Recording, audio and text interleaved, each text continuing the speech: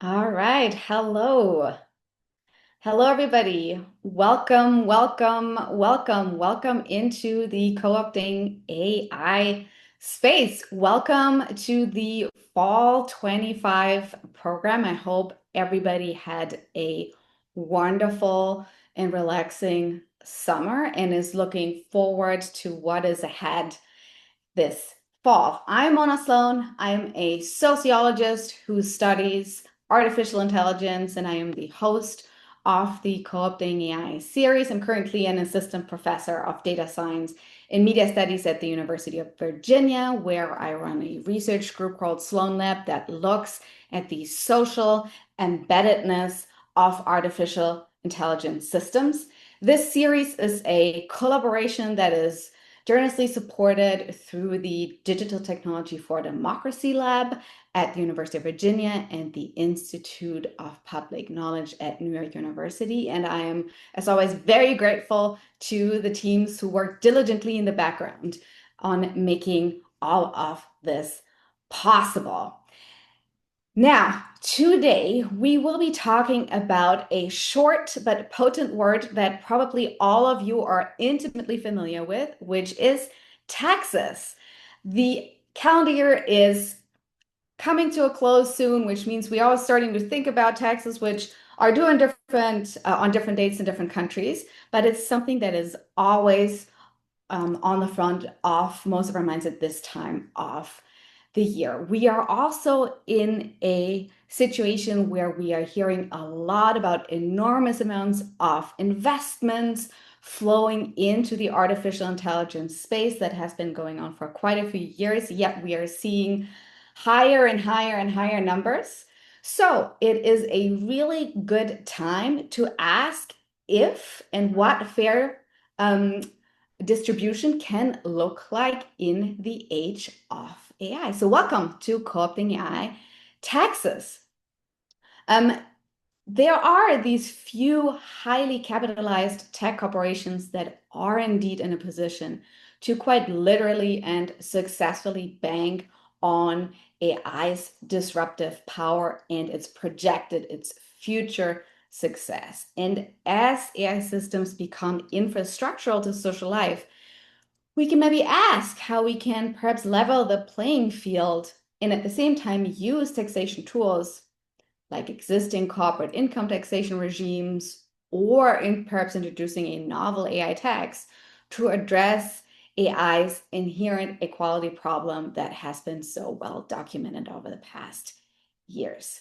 Since we know that taxation can redistribute wealth and fund social services, it can reduce wealth gaps and promote greater economic equity in society, maybe it can address the high levels of concentration in the AI industry and help stimulate a more equal, innovative, and prosperous society. Or can it? Sounds easier said than done. And, depending on where you're standing, maybe it sounds a little bit provocative.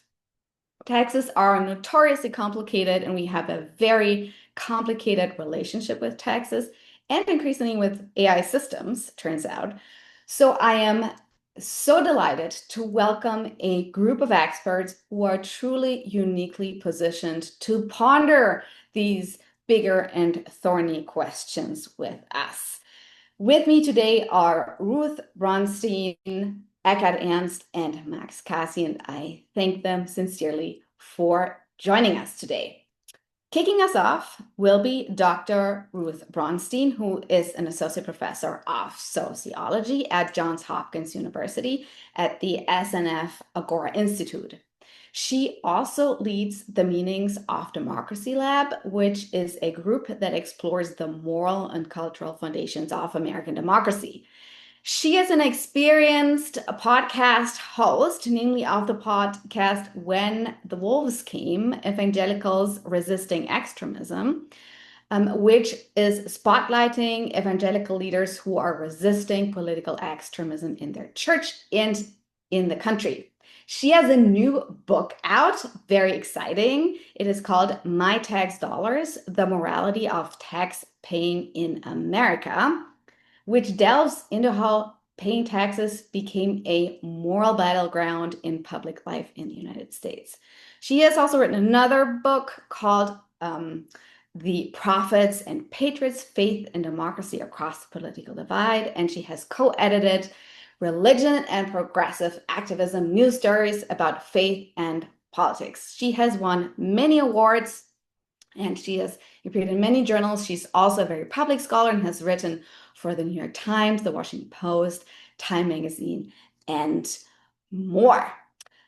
Following Ruth today will be Max Cassie, who is joining us from the UK. He's a professor of economics at the University of Oxford. He received his PhD on the West Coast in the United States at Berkeley and joined Oxford after appointments at UCLA and Harvard. He is interested in the social foundations for statistics and machine learning. And he's going beyond traditional single agent decision theory, which I suppose is a big deal for an economist. He also works on economic inequality, job guarantee programs, and basic income, and he teaches a course on foundations of machine learning at the economics department at Oxford. He too has a new book out, also very exciting, next month. Mark your calendars with the University of Chicago Press. It is called The Means of Prediction: How AI Really Works and Who Benefits. Very exciting. Closing us out today will be Eckhard Ernst, who is the chief macroeconomist at the International Labor Organization in Geneva. So, joining us also from across the pond, he is responsible for understanding the future of work and for analyzing alternative paths for job and earnings to improve upon trends that we're currently seeing. For this work, he uses both scenario techniques and quantitative predictive tools to uncover hidden trends and challenges for policymakers and business. His work helps decision makers in understanding developments in skills and labor cost around the globe, and he provides them with the necessary data to make effective long-term decisions. He is traveling globally all the time to international conferences where he presents the latest insights and organizes summer academies, for example, with the International Training Center in Turin, Italy, where he gives hands-on advice on the tools he is using. Before he joined the ILO in 2008, he worked at the Organization for Economic Cooperation and Development, which is the OECD, and the European Central Bank. He too publishes extensively on labor market trends and reforms, recently a lot on artificial intelligence. He got his PhD in Mannheim, Saarbrücken, and in Paris. Sorry, and the PhD is from Paris, from the École des Hautes Études en Sciences Sociales. Welcome to our wonderful panel. Thank you so much for joining us. Before I hand it over to Ruth, just a few words on housekeeping. We have about 8 to 10 minutes per panelist to present us with their provocation. In the meantime, dear audience, you are welcome and encouraged to put your questions and comments into the little Q&A box at the bottom of the screen. I will fold these into the conversation as we move towards panel discussion and a more engaged part of the event. And with that, I'm going to shut up now and excitedly welcome Ruth, Max, and Eka. Thank you so much. Thank you so much, Mona. I'm really excited to be here and to be part of this conversation, which is coming at the question about taxes from such a unique angle, and to be here with such, incredible panelists who, also come at this from a different perspective than I usually do. And I feel like I should preface by noting that, I'm not a traditional tax expert. I often will, when I give people copies of my book, I remind them that it is not tax advice, because it mostly spends time profiling people who don't pay their taxes as a form of political protest. But, I'm not a lawyer, I'm not an accountant, I'm not an economist like my co-panelists, or really even an expert on the nuts and bolts of many specific specific tax policies. But what I am an expert on is how Americans in particular talk about taxes, how they make sense of them, sometimes express pride in paying them, and often resist them. And so here's what I know, at least in the US sense, that I think might inform our conversation. Uh, tax debates are rarely about tax rates. That might sound surprising because we spend a lot of time talking about tax rates, but um, it turns out they're not about that. They're really about something else. Now, to be fair, many Americans do have a general preference for a more efficient and fair tax system. And in recent years, there have been efforts to better fund our tax collection agency, the IRS, to fund systems updates, better enforcement, better uses of technology, including possibly AI. And those could conceivably go a long way towards solving some of the sort of inefficiencies of that. And these are things that the IRS itself has been asking for. And yet, over that same period, conservative anti-tax groups in the US have really villainized that funding in those efforts and have sought to defund the IRS further, which would make it less efficient and less fair. Um, why? Well, because they don't actually want a well-functioning tax system. For many groups, optimization of tax rates is not even the point. So, what is the point? There's two main things that I find that Americans really are focused on when they're evaluating sort of like the moral, goodness or badness of tax paying. One has to do with how their tax dollars are used. And so not so much about how much I'm paying in taxes, but what those dollars themselves are being used to pay for. And there's two ways that people can think about that. One, am I getting good value for my money? Is it a good investment in some other set of goods that I'm able to get, through the public sector rather than having to buy on the private market? But the other piece, and the piece that we don't pay enough attention to, is whether the things that I get with my tax dollars align with my values. And so, not just am I getting good value, but is this promoting my values, moral values? And in particular, there's a number of sort of things that are paid for with tax dollars that have provoked a huge amount of backlash in the United States. And these are going to vary by, different kinds of national setting. But in particular, in the U.S., there's been a longstanding movement against paying taxes for war, and a parallel movement against paying taxes that fund abortion and other kinds of reproductive health care. Um, and then intermittently, from the local to the national level, groups will mobilize around particular budget line items that they view as, not morally appropriate to use tax dollars to pay for.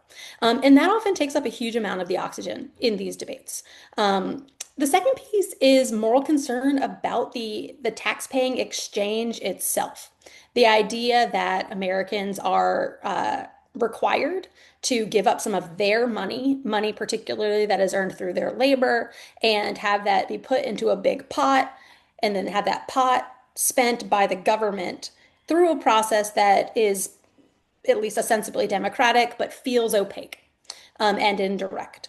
And so, in particular, these kinds of arguments come from the conservative side of our political spectrum, people who are, concerned about government inefficiency, corruption, etc. But it's not exclusive to the right side of our political spectrum. And many Americans are, prefer to spend money in ways that feel more direct. They're quite generous in terms of their charitable donations, for example, when they're able to say, I chose this and I can see exactly where my money's going.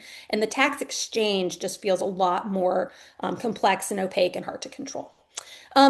The tax paying in general concerns also have to do with trust in the government and the IRS. And one of the things that's come up in recent years that I just wanted to sort of put on the table for us has to do with the security of the personal information that is collected by the IRS.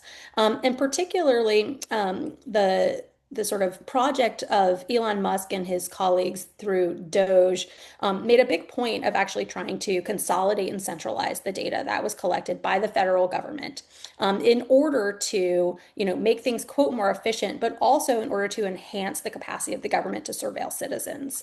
And this raised a lot of alarm bells for people, given how much sensitive information our tax administrators collect.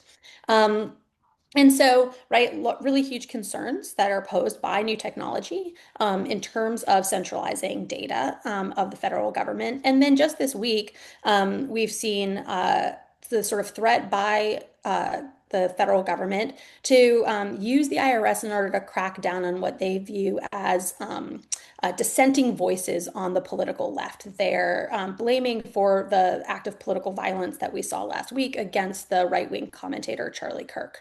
And the IRS has a long history of being used, misused, abused as a way of cracking down on dissenting voices, often from opposing political groups. That's been a bipartisan issue in the United States. And all of these things have to do with kind of what people feel when they turn over their data to the IRS. So all that is to say that there's this big constellation of concerns, moral and sort of personal and cultural, that shape our tax debates, at least in the United States context, which means that they're really not about tax rates. They're really about power, and they're about our relationships to government and to each other. And I'll leave it at that. Thanks. Thank you so much, Ruth, for this tour de force um, into the very, very complicated and interesting relationship and country-specific relationship that we're seeing here in the US when it comes to taxes. I have a lot of questions, but I am going to ask Max to provide us with his provocation before I get to ask them. Yeah, thank you so much. This was really interesting. So I'm going to switch the perspective a little bit and kind of I'm going to talk about three particular issues that I think AI raises for taxation. And can you see my slides? Yeah. So I'm going to talk. So those are three independent points, but all of which I think are important and interesting in this context. The first point is going to be about not individual income taxes, I guess, which is a lot of what we just heard about, kind of concerns, but really the taxation of big corporations and particularly the big tech companies, which has essentially broken down since the 1990s for specific reasons, and I'll talk about that. And so that's in particular, I guess, a question of distributional justice, where like the big winners of the tech and AI boom are paying much less than they would have in the past and are setting up the system in a way that means that the obligation to pay taxes rests on people with much lower incomes and much lower wealth. Second, I'm going to talk about the issue of data privacy and data collection and what economists call data externalities, which is a fundamental issue that's true for any kind of machine learning and AI, where essentially the data collection about any particular person has consequences for other people. And the traditional answer of economists to that would be to essentially impose taxes that correct for the fact that my behavior has costs for other people as a way of adjusting for that. Although I believe that might not be the best response in this context. And last, I want to talk about the issue of the idea of using AI for public good, which is something you hear more and more about in various ways to policy making or public decision making, using algorithms and machine learning in particular.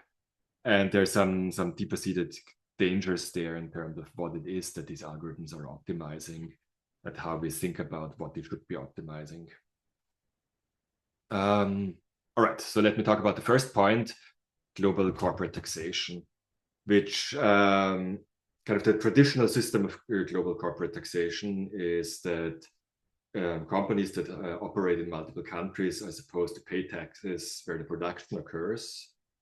And in order to decide where kind of formally production occurs, they're supposed to use internal prices between the different national subsidiaries to kind of allocate profits across countries, and to say what percentage of the global profits is to be taxed in the US or in France or in the UK or wherever.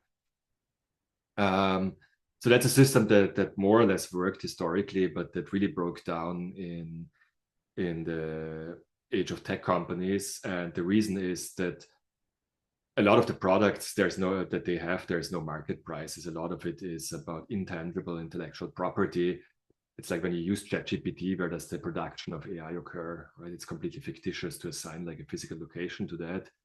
And so that allowed these tech companies to arbitrarily move around their profits across countries to allocate them wherever they have the lowest tax rate. And as a consequence, because countries want to attract the tax base, they have an incentive to lower the tax rates and kind of to engage in a race to the bottom, which effectively led to the complete breakdown of global corporate taxation. Now, this is something that has been recognized in international debates, and a very long-running effort has been ongoing to kind of remedy that problem. And in particular, there was this 2021 Global Tax Agreement, which actually had, I think, surprisingly sensible solutions to this problem.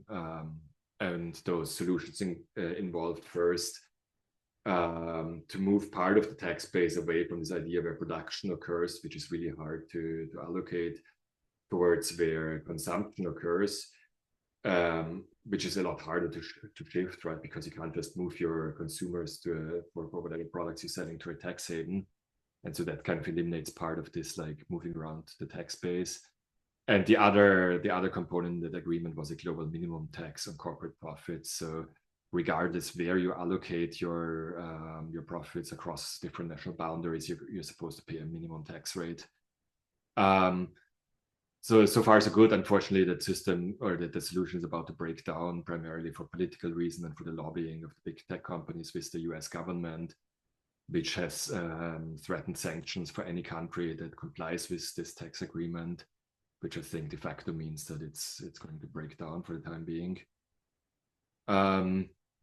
Which means that these tech companies will continue not paying taxes. So that was provocation number one. Number two, separate point, data privacy and data ownership, which has been kind of a big debate both in computer science and in the law, but also in economics. How do you protect individual level data? Right? And we heard a little bit before about like data used by the IRS for like political purposes. But the same is true, of course, about corporate the data collection. And so the answer in computer science was to develop this framework called differential privacy, which essentially is designed to make individuals indifferent about whether or not they contribute their data to some platform, basically because there's no individual level consequences of contributing them. And kind of the legal counterpart to that is this idea of individual level control rights or property rights over data that concern you as an individual, where frameworks like the GDPR in the European Union, but similar frameworks in other countries and some US states like California, involve things like the right to refuse data collection, the right to be forgotten, and so on. The problem with these approaches, sensible as they might sound, is pretty much all of AI and machine learning is never about the individual observation. It's always about the patterns across observations.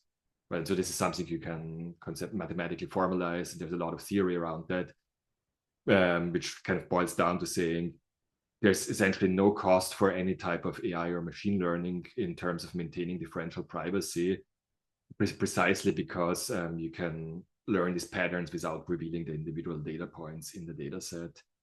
And so what that means economically is whatever downstream harms or benefits occur from AI cannot be addressed with this type of individual level property rights over data or individual level control rights.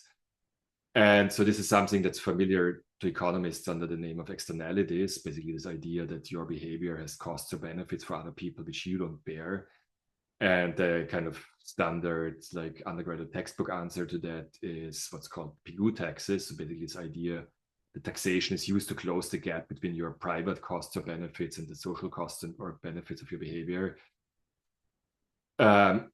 Conceptually applies here, practically pretty hard to see like how to even start quantifying all the harms and benefits from data collection. And so I think a better answer than taxation in this space might be to think about collective decision making about what kind of data we do or do not want to be collected for what kind of purposes. So that was my point number two. Point number three, after which I'm going to finish, is so there's a lot of kind of people, in particular as well, meaning computer scientists, engineers who are thinking about different ways of using AI and machine learning for public good in some way or other. The point to note about that is that pretty much all of artificial intelligence and machine learning is about maximizing some observed measurable rewards or losses, right? So there's always some kind of number that's in the computer that somebody has to say, and the computer has to make as large as possible or as small as possible. And when you look at the type of applications that people propose for these algorithms in public service provision, to fix ideas, let's focus on labor market service provision, is often then to do things like use algorithms to maximize the number of people who find a job, right? And that sounds like a good idea. Unemployment is a bad thing. Nobody should be involuntarily unemployed. There's a lot of like individual and social costs. Problem is, if you just put that objective in a computer, like what is it going to do? Well, basically the way to maximize employment is to make unemployed people as miserable as possible, right? So you, in the extreme, like you can think about forced labor and things like that, which is not that far off in some contexts. And so as the point to note here then is that there's often a big gap between maximizing some observed outcomes, such as job finding, and individual well-being, broadly defined, which economists typically think in utility terms, which essentially means maximizing the set of options that are available to individuals from which they can choose. Right, that's really what it means to maximize utility. And so that's things like penalties of forced labor can increase employment, but they very much don't increase the set of effectively available options to the unemployed. And so, yeah, I with some co-authors have done some work to think about how you can kind of incorporate ideas from welfare economics or optimal taxation to design different types of machine learning and AI systems, which correspond to such a welfare notion. And concludes just some self-promotion, as was already mentioned, but I have this book which is coming out in 2 weeks that's called The Means of Prediction, which covers these and related ideas. And yeah, you can buy it from the University of Chicago Press. Thank you. Thank you so much, Max. And Max will also be touring the US very soon, so watch out. Thank you, Max, for this.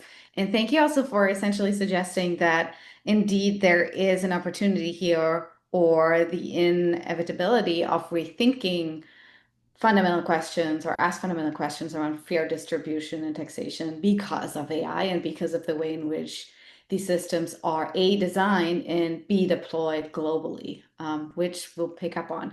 But before we do that, I'm going to hand it over to Eckhard for our third provocation today. Yeah, thanks, Mona. And great to listen already to Ruth and Max on these points. I probably will expand a bit, provide some complementary ideas to what Max just mentioned. But I wanted to start out from what you initially put on the table, Mona, which was, why do we actually want to tax AI? What's the basic motivation behind it? And you mentioned inequality, and I think I wanted to start with that particular point. It's like that one of the key issues, and Max alluded to that in his provocations, is that these digital technologies, and it's not only AI, it's really these digital technologies more broadly, have an inherent tendency for concentrating economic power and wealth.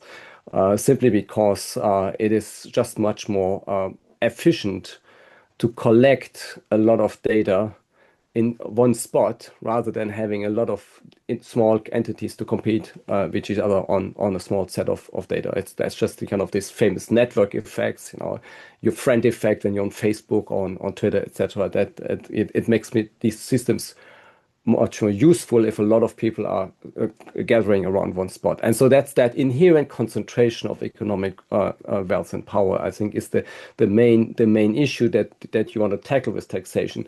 And I wanted to expand on the points that Max mentioned about why there are so political problems in terms of how to actually tax these properly.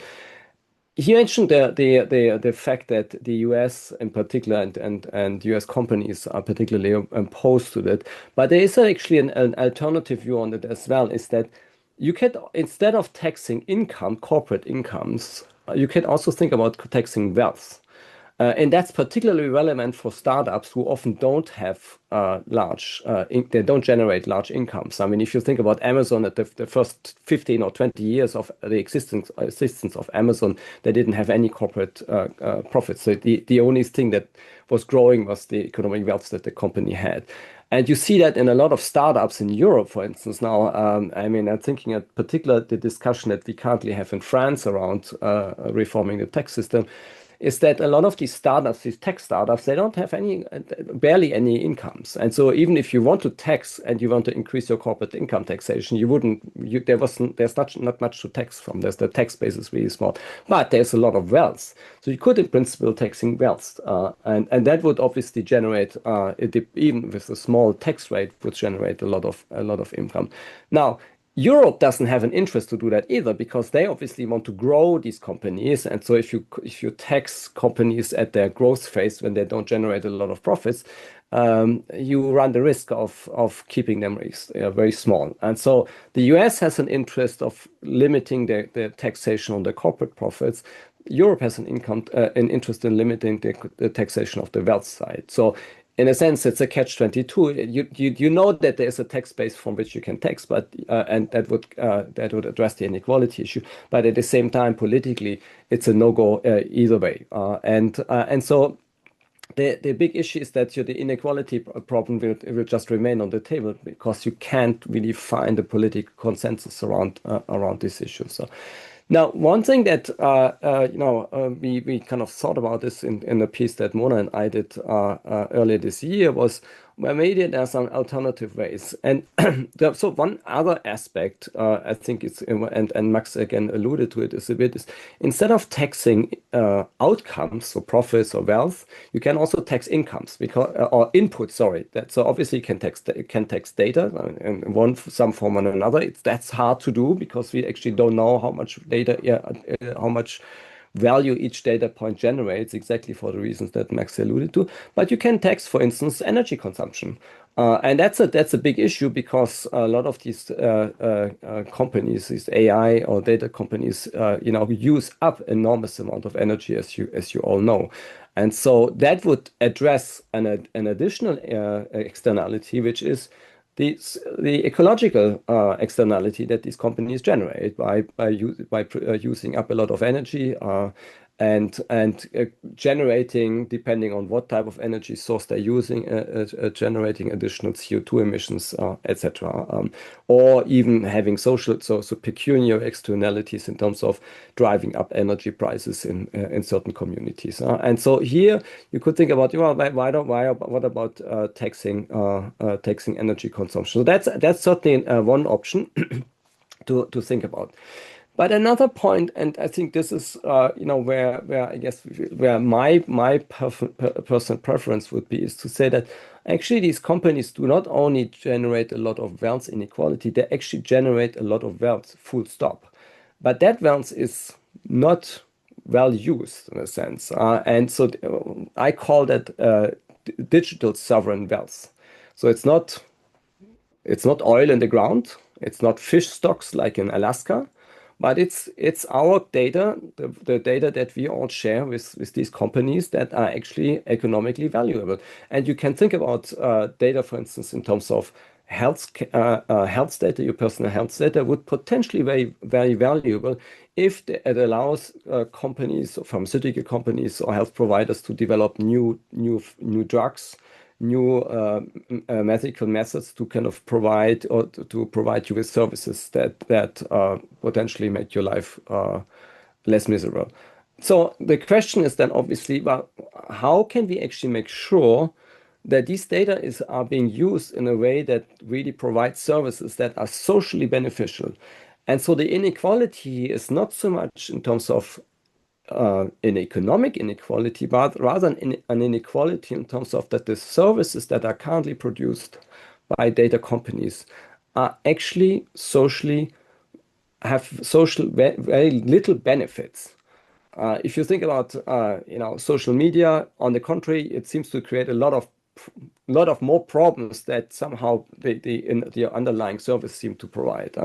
And so the question is, shouldn't we not find a way of orienting the technological output or the technological progress that these companies producing in such a way that it's socially beneficial.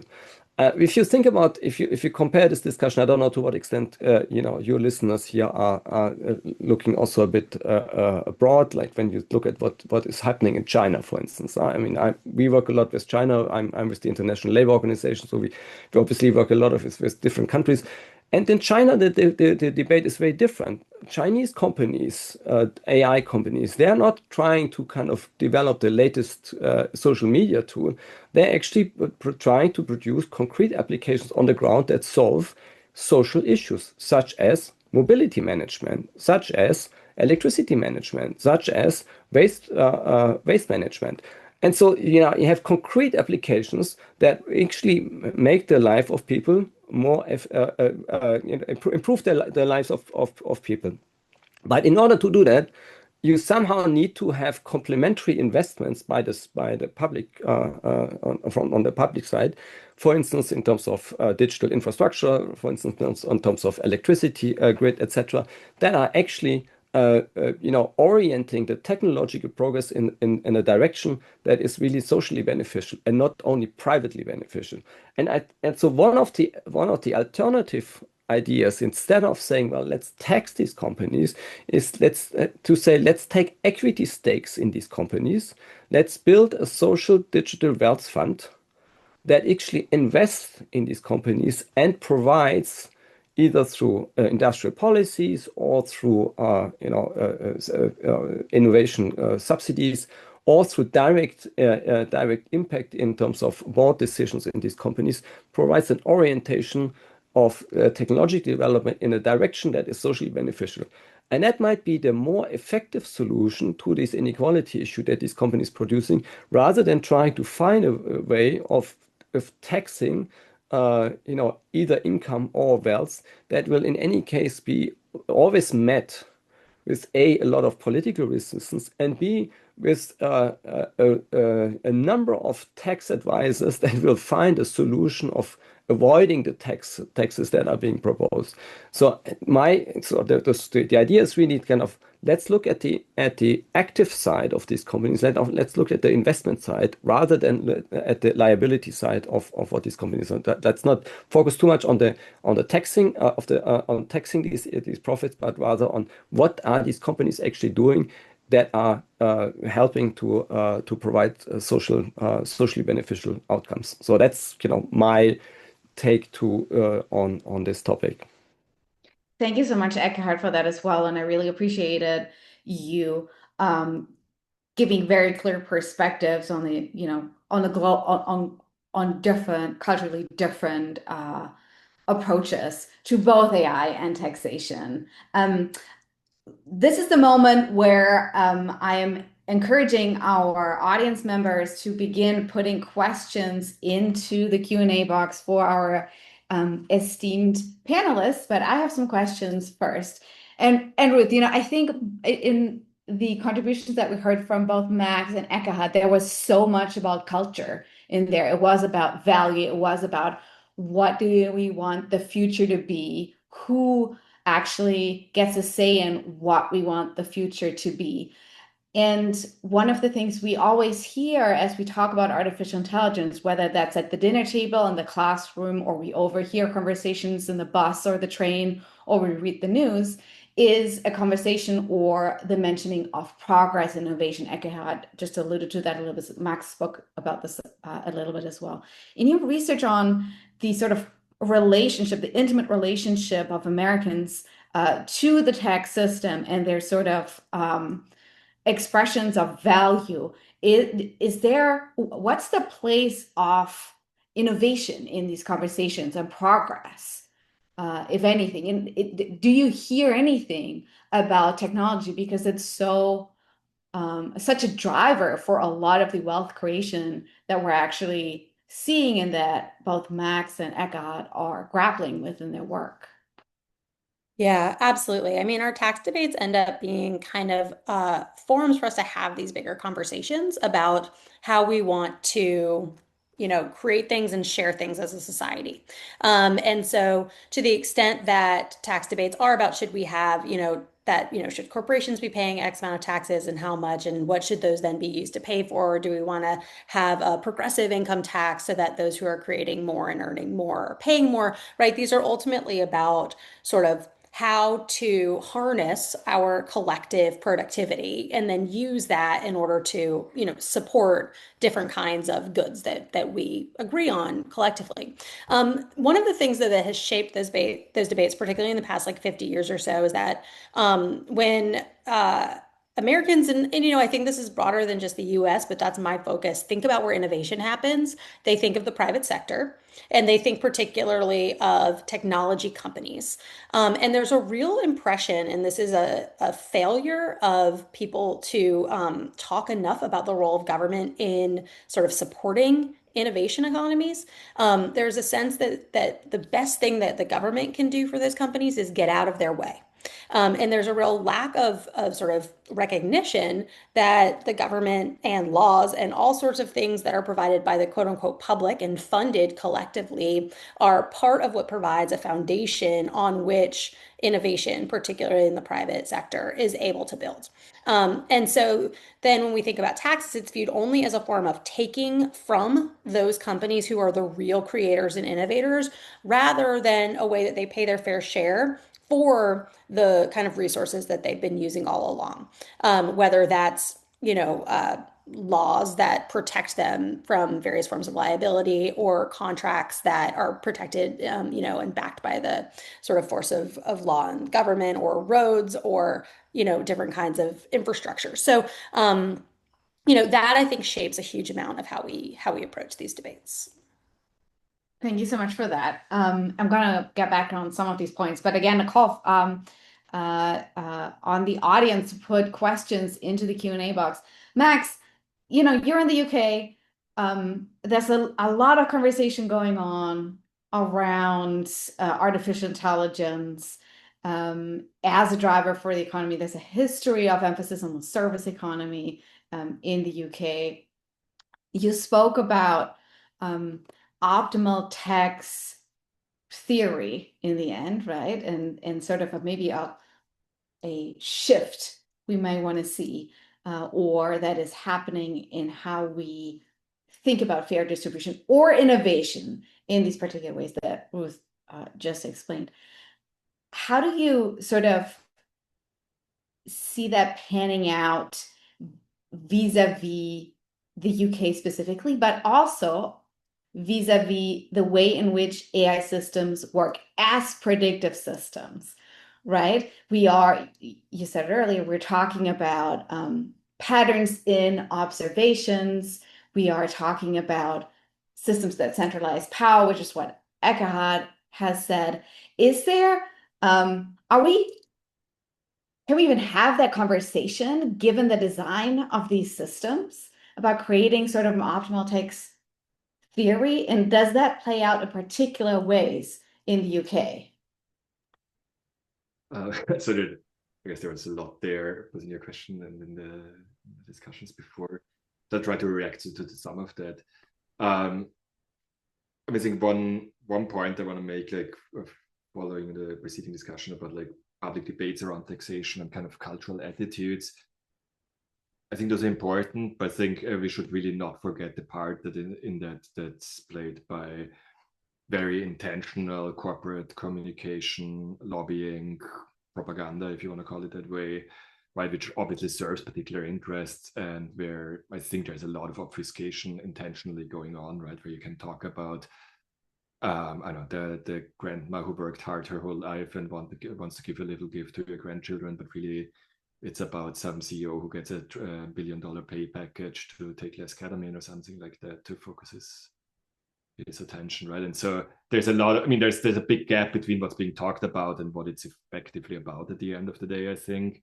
And that plays out in different ways in different countries, right? So you said UK versus US or other places.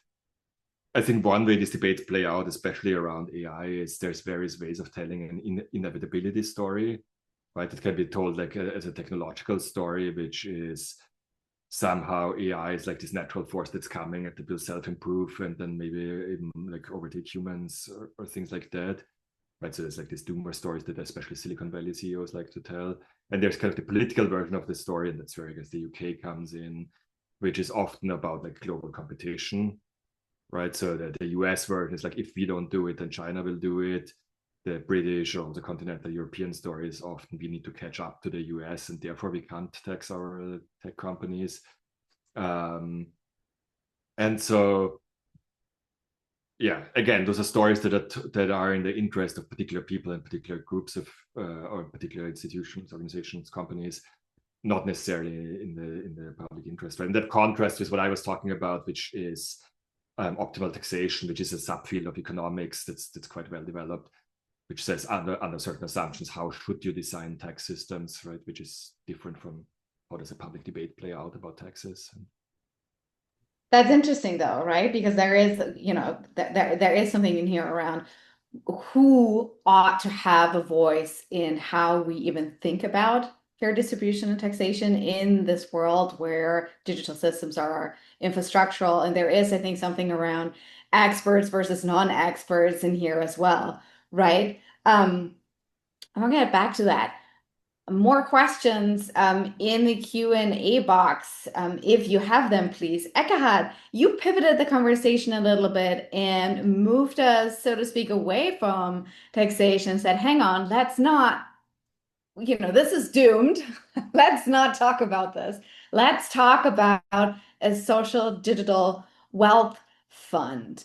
Can you talk a little bit more about what that would look like concretely?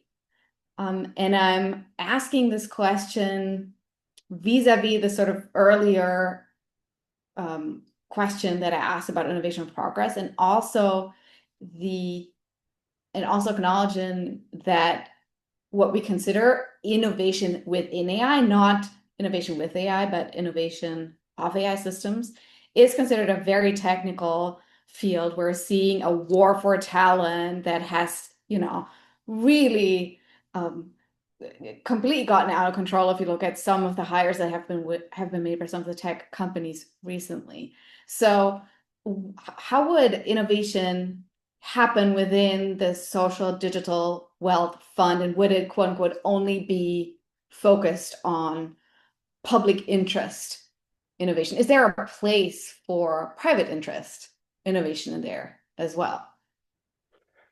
Well, let me maybe start with one point, and it kind of goes back to what Max was finishing off is that I'm actually very concerned with the fact that whatever innovation we currently see, and it might be very exciting to play around with all these generative AI tools that we currently have, is that the impact, the economic impact is relatively modest.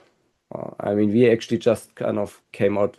I posted in the chat. We come out with a paper, but we review the existing literature, like 160 something papers or so that have been published in the last few years, and none of them really comes out with kind of major socioeconomic impact.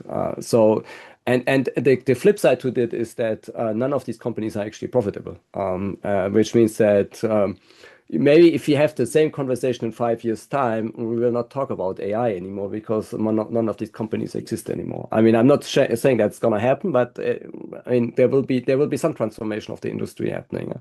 And so the question really is I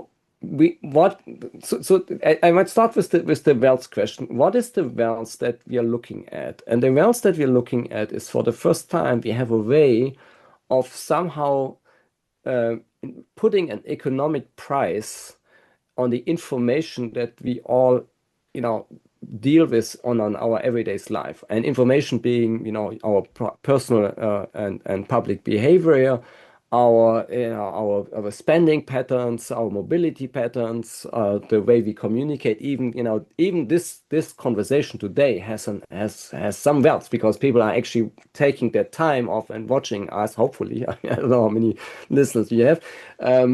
So there's some value to it, and for the first time, we actually have thanks, if you want, or because of digital tools, we have actually a way of measuring that and putting a price on it. And and so that in itself, is something that we should not, use as it shouldn't be appropriated by private companies exclusively. We do that same, as I said before. I mean, if you have oil funds in Norway or in Gulf countries, you have the Alaska Permanent Fund on the fish stock. So there are, public wealth is being recognized in parts of the world as being something that belongs to the public and doesn't belong to any single company. And so I think the same should go for the information that we use and produce every day, and that is economically valuable to a certain extent. Now, as I said before, my sense is that currently, and this is what I mentioned before, what is where we currently going into a dead end, is that this kind of private appropriation of these information rents is not used in a way that it actually generates a lot of social benefits. If anything, it is even regressive in certain aspects when you think about social media.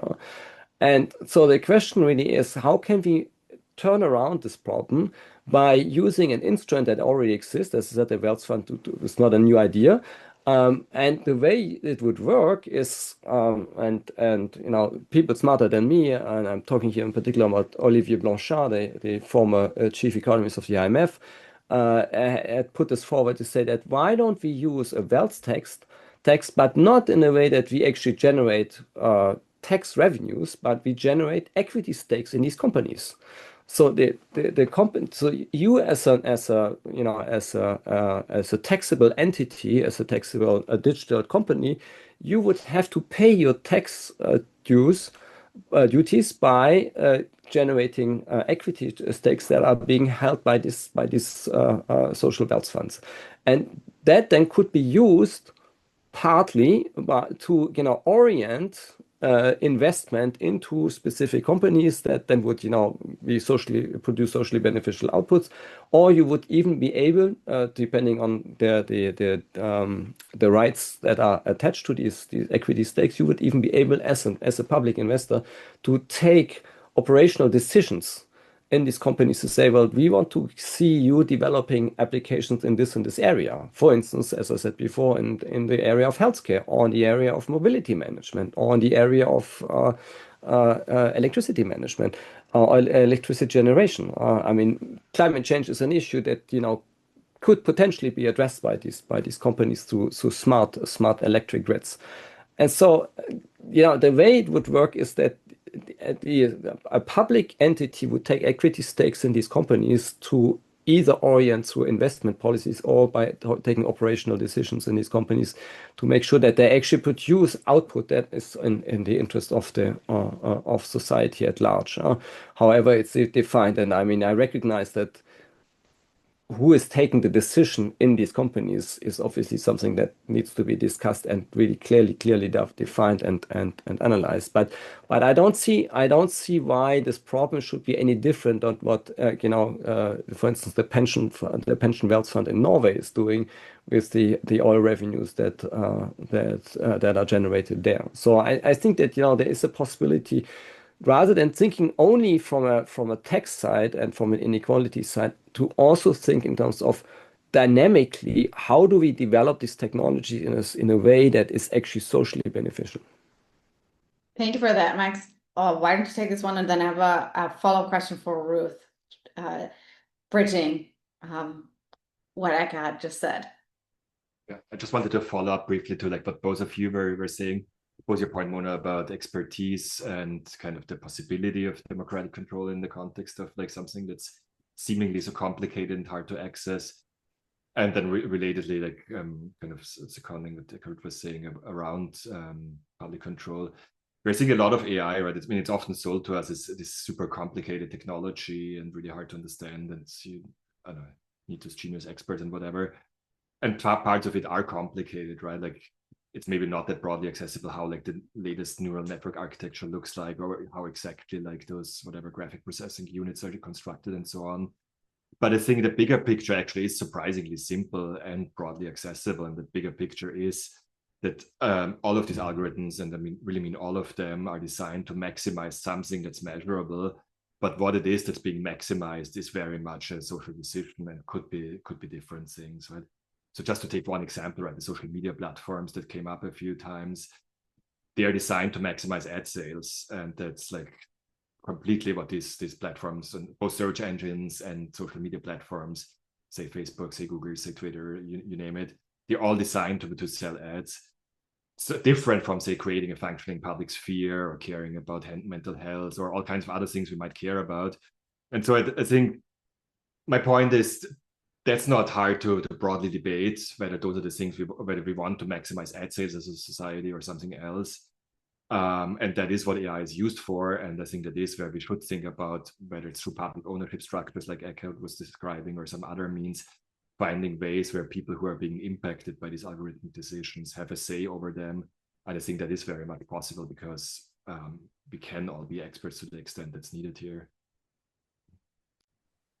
I really appreciate that, Max. I want to build on that, Ruth, and sort of ask you for a reflection on what both Eckhart and Max just said, which kind of is a statement about trust in not just government, but the public, and trust in processes that are designed to bring up these focus areas in which we can meaningfully use AI systems, or we can invest in them, or we can think about what AI can be good for other than ad sales, as Max just said.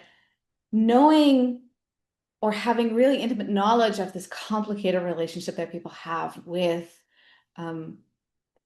tax systems. You spoke about concerns around centralizing power within government and using tax systems for that. Like, how can we square that possibly? How can we think about trust in society and societal processes as we're talking about setting up processes to make society potentially better in the age of AI? Yeah, it's a great question, and it's a big one, and it's actually the conversation we should be having as a society. And so, I think that I really appreciate orienting this question toward like what is it that it would look like if our AI companies and more broadly our tech companies were promoting the public good, right? Or we're working toward various kinds of public benefits. And whether or not their money was also being put toward that end separately. Right? There's both like what is the product doing and then what is the wealth created by the product doing? And those are both important questions. But one thing that I just find really fascinating, and this is something that's going to vary by country, is the extent to which people have placed their trust in technology companies and hand over their data for free to so many of these companies, right? Like we know that we are the product that they are selling, but we somehow believe that we are getting something good enough in return, usually in the form of some sort of like a social media platform or some other tool that has a use to some degree, right? But what are we trading away? As a society, we've kind of accepted that deal almost unquestioningly and kind of skim through terms and conditions, agree to whatever they ask for, and go on our way. And yet there's huge amounts of fear and scrutiny when it comes to our government and other kinds of public institutions when it comes to like, well, what are they providing to us? What am I getting in return for my money? And what kind of information do they have about me that they could be using for X, Y, and Z purposes? And so at the end of the day, and I agree with Max's point that we have like a really intentional network of lobbyists and kind of people who are trying to shape opinions that have convinced the public that companies can be trusted and government can't. And that is like a fundamental and underlying message that has been promoted at least for the past, 50 or 60 years in the United States and has fundamentally shaped our orientation toward, right, how our tax system should work. And who we trust to kind of make decisions about what is in our best interest. And so, I think it's a much bigger question, but I'll leave it at that for now. Thank you. I appreciate that. It's interesting how we kind of cannot not talk about a public-private divide when we talk about AI, we talk about the economy, we talk about fairness, whether that is in the context of wealth or otherwise. So, Max, you kept speaking about data and said, well, a better answer to all of these questions is what about coming up with a meaningful framework for thinking about and acting on what data do we want to collect and to what end? Now, as a sociologist who sort of studies AI as a social infrastructure, I'm going to say, well, has the train left the station? I cannot interact with my workplace, with my family members without being enrolled in sort of invasive data collection. And Ruth just spoke about how, we hand our data over, but also we don't necessarily or at all have a choice around that. We have been speaking about data for a long time and these kinds of data issues. And, you write about prediction and your new book is about prediction. Isn't it time to move away from the data debate and talk about models and what these models do? Or is really data where the rubber hits the road? I mean, it's a pretty big question, I guess. But the way I would put it, not so much models, but decision problems, meaning what algorithms take data and based on those data then make some decisions, whatever those are, right, very different across contexts, whether it's what social media posts you get shown or where an Uber driver is sent or who gets invited to the job interview or who gets bombed in ongoing wars. It's also very much algorithmically driven. I mean, those are all decisions that algorithms make. And so it's not so much about, is it this model or that model that's used for that, but it is about whose objective is being maximized here. And in order to decide about these objectives, the key limiting ingredient, in addition to computational power, which is also a big one for especially big language models and things like that, but the key ingredient is data. And who controls the data gets to decide what is being maximized here.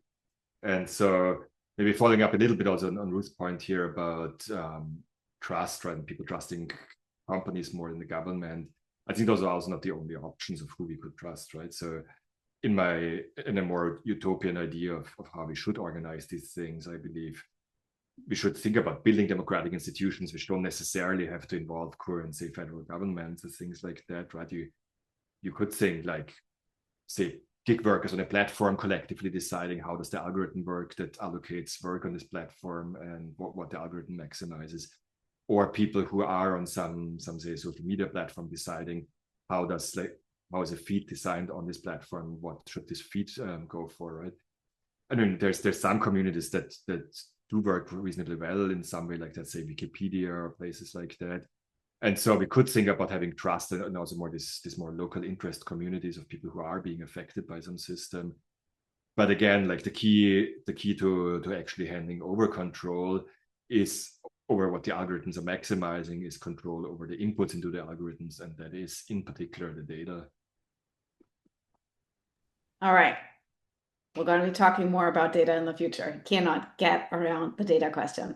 I'm going to start folding in questions from the audience. And if you have more questions on this important topic, please put them into the Q&A box. We have a question from my colleague, Wai-Wayan, who is asking about the wealth fund, Ekahad. That one is sticking. And he's curious about the potential dangers of the wealth fund because, it sounds all wonderful, public interest investments and ownership structures. But what about the potential risks of that, especially in the context of authoritarian governments or developments towards authoritarianism that we are seeing in many places around the world right now. Yeah, actually, I wanted to also kind of react to Ruth's points on the trust issue, which I think is quite closely related to it. I mean, so first of all, let me say that I mean what we're currently observing in many parts of the world is obviously not reassuring in terms of how stable our democratic institutions are. I think that we need to be. I mean, maybe there's a solution to it, which I don't know. I'm an economist, not a political scientist, but clearly, what we thought as a stable configuration doesn't seem to be the case and can by sufficiently smart people undermined in any case. So I don't claim that I have the solution or how to make sure that these institutions are bulletproof. One thing I would say, however, is that when we look at, for instance, central banks, monetary policy has been highly politicized for a long time. Somehow I think in 1980s or so, we started putting up independent central banks that are relatively, independent from political interference, with the exception of their inflationary goals, if you want. So the overall target was fixed by the public, and then how monetary policy was conducted was left to a relatively independent central bank.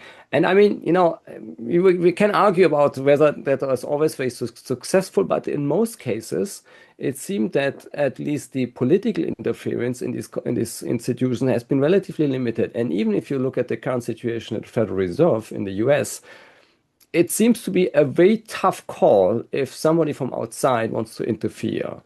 And so, depending on how you structure and how you set up these institutions, you can minimize political interference. Again, I don't believe it's always possible completely. I mean, you will always find ways around that if you're sufficiently determined. But I do think that, if we set up these institutions in a specific way, we can minimize the political interference. And I would say that the same goes.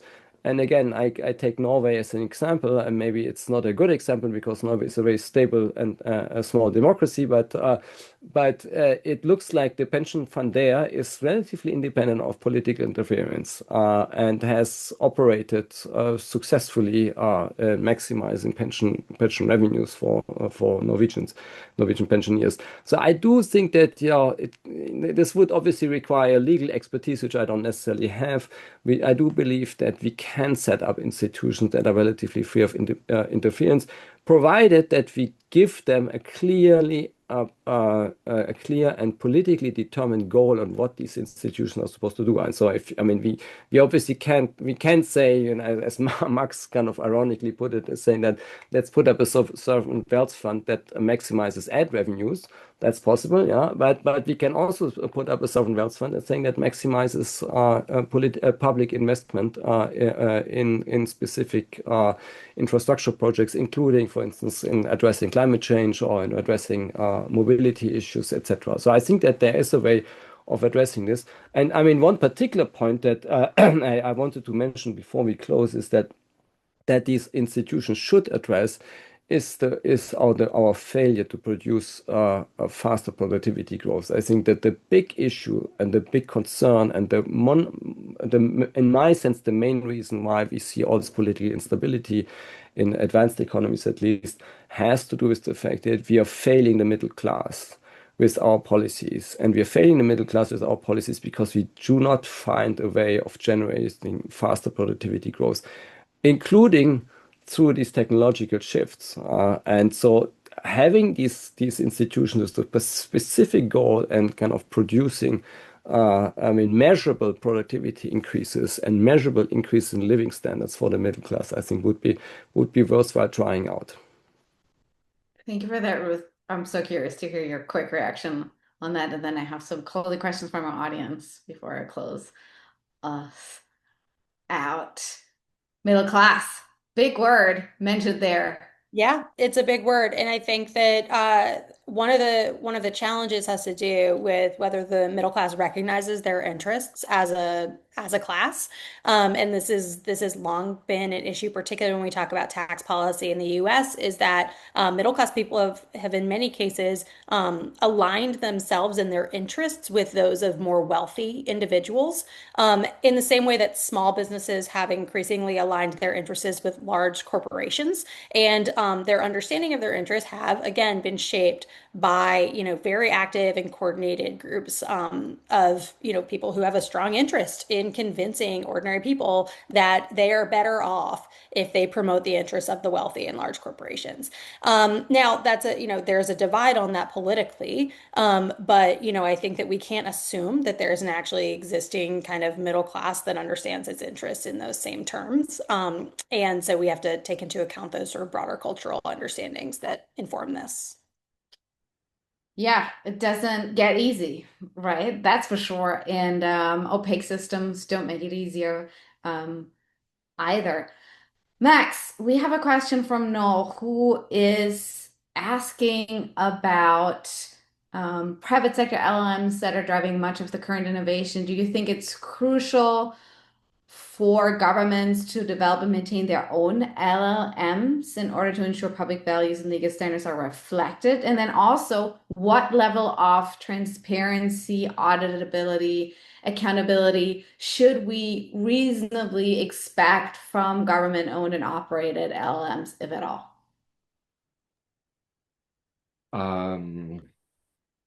Because the short answer is I'm not entirely sure.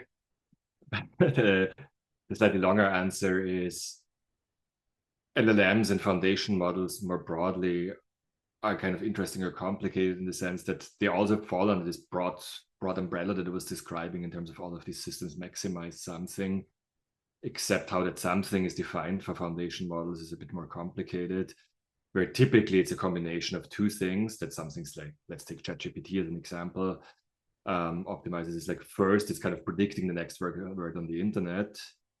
So, doing that alone produces pretty much complete garbage because the internet is full of genocidal propaganda and child porn and other pleasant things like that. And so because of that, then there's a second stage where these models are trained to then maximize some evaluations by human annotators, many of those sitting in click farms in places from Venezuela to Kenya to elsewhere. And those essentially implement like objectives that the owners of these LLMs have in particular political objectives, right? Like what is like acceptable speech or desirable speech. We saw that, for instance, this summer when Elon Musk decided to change Grok, to change kind of the criteria that were applied to Grok in terms of what speech it should produce. And suddenly it started talking about white genocide and praising Hitler and things like that. Right. So those are kind of the type of things that are baked into the objectives of these LLMs by deciding kind of what's the evaluation scores that these models are maximizing in their second stage training. Does it imply government should take over the LLMs? Unclear, I would say. I think what it does imply is that we should think about ways of democratic governance, what for these things are used in different contexts, from workplaces to social media to elsewhere. I think there's big questions in terms of, related to what Eckhart was talking about, like who gets the benefits, right? Because effectively a lot of these models are appropriating intellectual property or data from others, authors, artists, musicians, news media, you name it, leading to a massive transfer of wealth from these other industries to tech companies. So there's kind of a question of who gets these monetary benefits from that. Yeah, so I guess it's complicated, but Thank you for that. But also interesting because you keep talking about optimization and maximization, right? Which is inherent in the design of these systems, but also sort of inherent an inherent question in the tax system, right? Like what are we optimizing for as we distribute and redistribute wealth? And with that, I'm going to ask from each panelist, what is the future of the debate on AI and taxes? also acknowledging that folks in the audience have said, especially Esther and Jeffrey, well, we haven't talked about poverty. We haven't, I'm saying this, talked about labor, and we haven't really talked about the black box that is the taxation system in and of itself. We keep talking about the AI black box, but there are many other black boxes, right? So vis-a-vis that, vis-a-vis the presentations, provocations that we've heard and the points that have been made, what is the future of the debate gonna be or should be, Ruth? You're muted. Yeah. So I always come back to a provocation that one of my mentors and advisors in graduate school, Craig Calhoun, often raised, which was when we talk about the public good, we have to always ask who's public and what good. And I think that that's a really significant one in this case, whether it has to do with, the AI, like who are the publics who are implicated, whether it's people who are the kind of creators whose work, as Max said, is being harvested in order to feed these sort of AI systems, whether it's the end users, whether it's the people who are going to be employed actually in producing these systems, like whether it's the energy kind of loss, like there's these different publics who are implicated in the growth of AI. What goods do they produce, right? And who benefits from those? And then there's the same questions that I think we have to ask about any tax system as well. When we think about kind of like who are the people who are funding a tax system, right? The taxpayers, what is their relationship to the citizenry of any kind of political community, right? Those don't always overlap perfectly.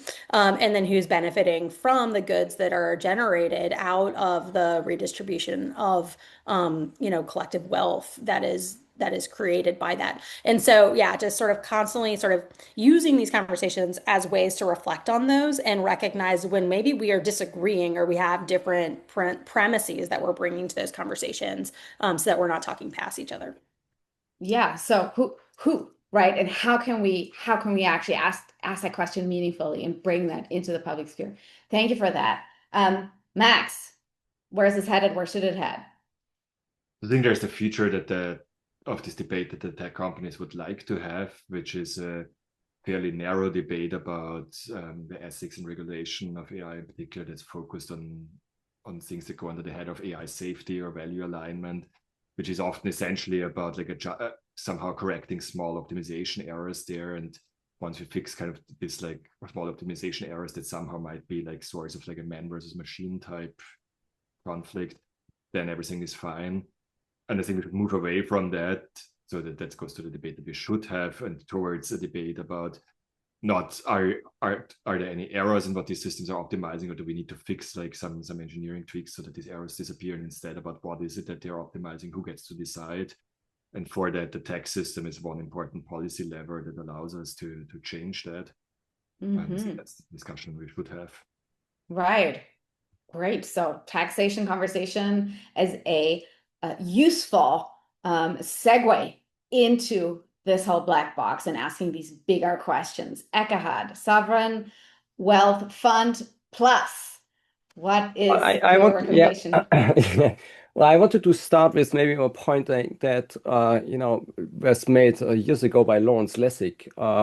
He was saying code is law.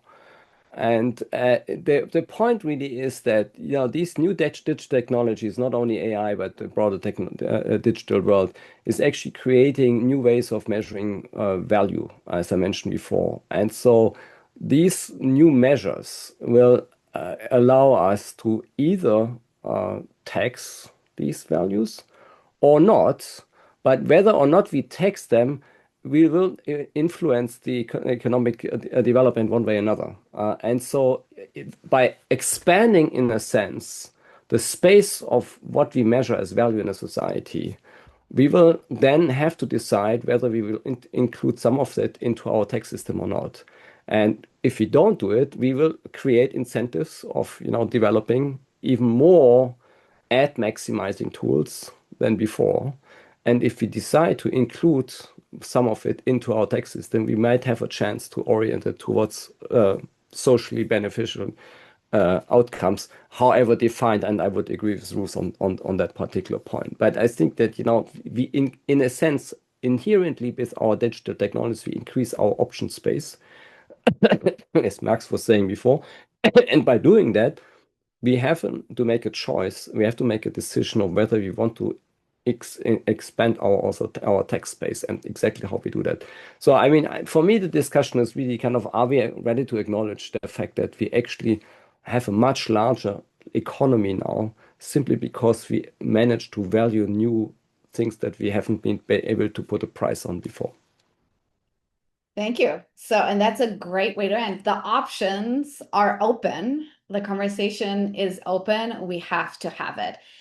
Thank you so much, Ruth Braunstein, Max, Cassie, and Ekahad Ans for their truly excellent contributions to today's conversation on artificial intelligence and taxes. Ruth has a book out. Buy it. It is amazing. I've read it. My Tax Dollars, The Morality of Taxpaying in America. Out October 25, next month. Max book, The Means of Prediction, How AI Really Works and Who Benefits. And Ekahad is hosting a workshop on AI and jobs. So watch out for his reports, for his events. These folks are doing amazing work. Please engage with it. And please return to co-opting. We will be back on October 22nd, 4 p.m. as per usual, with a conversation on antiquity. We will be hosting Jacqueline Arthur Montani, Kevin Donnelly, and Ellie Truitt.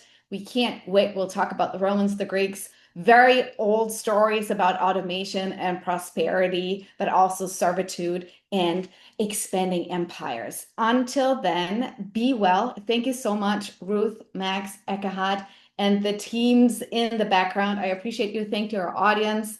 And I will see you hopefully next month. Thank you. Thank you. This was great. Thank you. Thank you. Bye.